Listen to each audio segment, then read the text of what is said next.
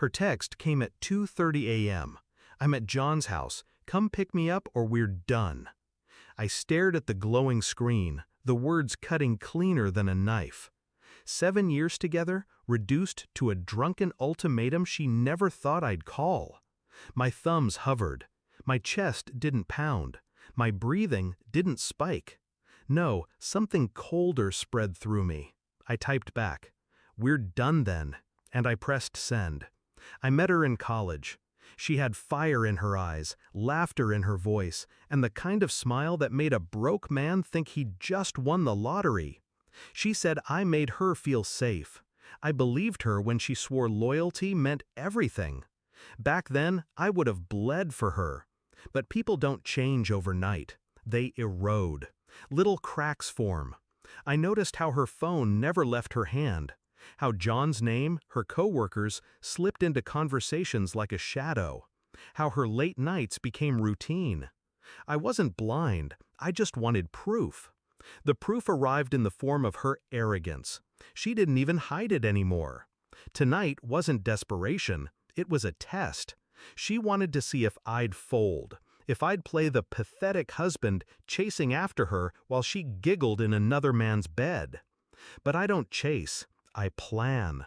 So instead of driving across town, I opened my phone. One screenshot, her location shared with me.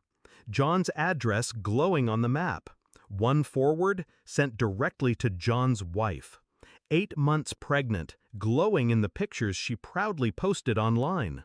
A woman I had met once, briefly.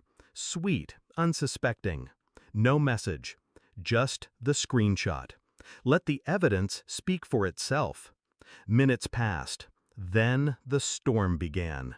Her texts flooded in first. "Wait, what? Babe, you can't be serious." Then, "Answer me, please, I'm outside, I need you." Her calls went unanswered. At 3:15, John's wife responded. Not to me, no words, no thanks, just 3 dots, appearing, disappearing, then silence. But I could imagine the scene unfolding, the raised voice, the shattered trust, the kind of confrontation you don't walk away from unscarred. By sunrise, I heard the knock. Desperate, frantic, uneven. I opened the door to find her, my wife, makeup smeared, hair tangled, eyes wide with fear. Not fear of losing me, fear of being left with nothing. She kicked me out, she whispered, clutching her coat around her. "Please, I don't have anywhere else to go."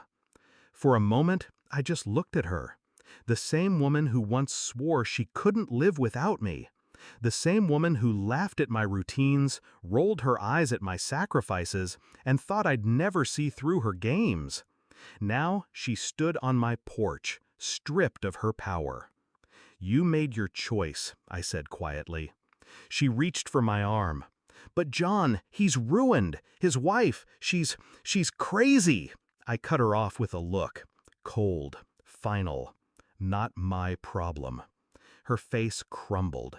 That was the moment, the precise second she realized I had taken back every ounce of control she thought she owned. I didn't shout. I didn't slam the door. I simply stepped back inside, letting silence weigh heavier than any insult could. Her sobs followed me, muffled through the wood as she begged. But I felt no sympathy, no rage, only release. Because betrayal isn't answered with chaos, it's answered with precision. By noon, papers were in motion. Lawyer contacted, account secured, locks changed. She had lost me, lost John, lost the safety net she thought she could manipulate. And John? Word spread fast. His wife wasn't quiet. By evening, his company board knew. Pregnant wives don't keep secrets when humiliation is fresh. His polished reputation collapsed in hours, all from one screenshot.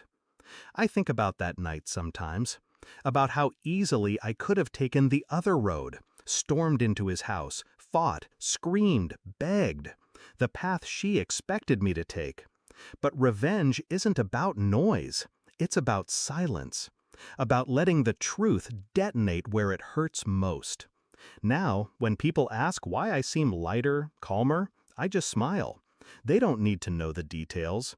But I'll tell you this, at 2:30 a.m., I lost a wife. By sunrise, I gained my freedom. And that was the best trade I've ever made.